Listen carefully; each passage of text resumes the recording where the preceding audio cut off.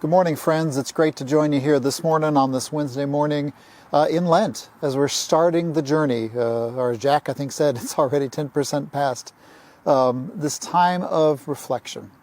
And as we're walking through the journey this season and this year in church, we're lifting up a particular series we're doing here called Restored.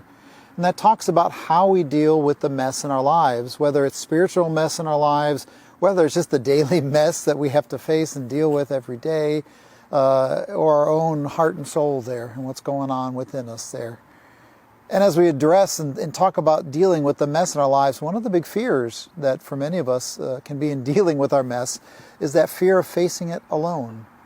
The fear that we just don't know what to do, that we just don't have the strength left to face it in our lives, and we seek the help and guidance of others when dealing with our own messy moments. And that talks about the importance of connection, how so important it is for us to stay connected first to each other, to friends, to family, to close people that we can call on in a moment's notice, who can be there with us and walk beside us in those messy moments in our lives. And secondly, our connection to God, on how we stay connected to God, not only through things like spiritual disciplines, but through prayer, through reading of scriptures, the ways that we keep connected in those messy moments in our lives. And the music this morning I want to lift up is a powerful African-American spiritual entitled, "I Want Jesus to Walk With Me."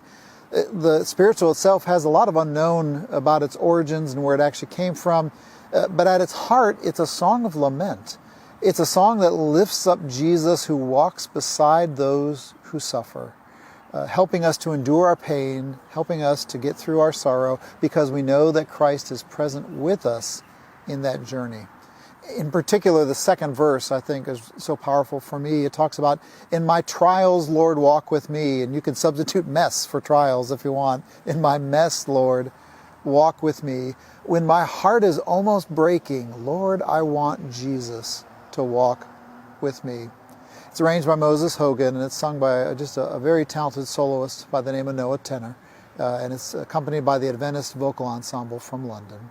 And my prayer for you this week is this. First, I want to encourage you to think of one or two names of people in your life whom you can call when you're dealing with the mess in your life. Who are those people that are close for you, that you can rely on and connect to? Friends, family members, neighbors, people whom you trust and have that connection with, so that when life knocks you down, you have someone that you're not afraid to reach out to and let them know how you're feeling, and to be able to walk through those moments in times of trouble.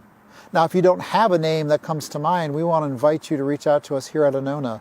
We have this awesome ministry called Stephen Ministries, and these are men and women who willingly walk with people when they're dealing with their own mess in their lives.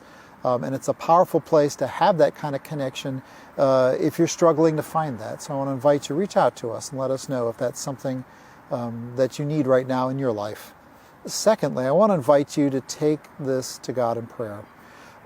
To feel that assurance that Jesus is walking beside you and walking beside me in this journey, that we are connected to a God who knows our pain, that knows our suffering, and is there for us in times of trouble, and knowing that you and I are not alone in this journey. So until we meet again, may God hold you in the palm of God's hand.